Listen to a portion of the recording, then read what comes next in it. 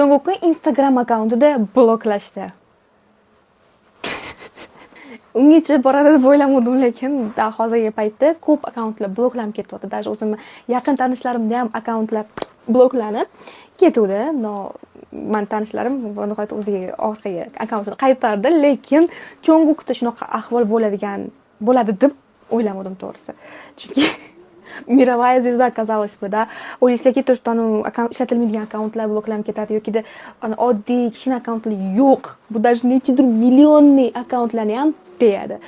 Meni fikrim bo'yicha nimaga sразу bloklanib ketdi? Во-первых, bloklaydigan odam emas, AI bo'ladi, то есть sun'iy intellekt bo'ladi. Sun'iy intellekt undanda bloklayveradi hammani.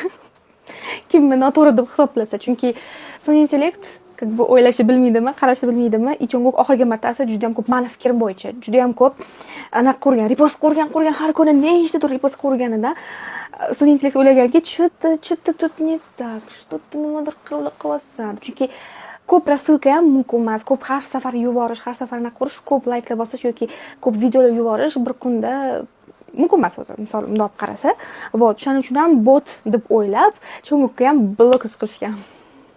TikTokka kiringlar. Storiesiga qolmasdan oldin TikTok storiesida shu skrinshotni qoldirib qo'ydi.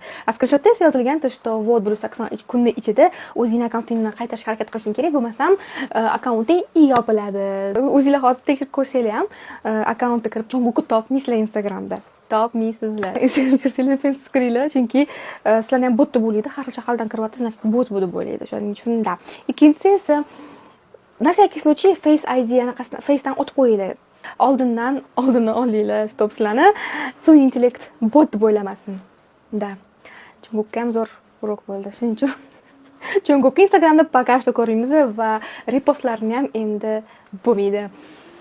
Ajal.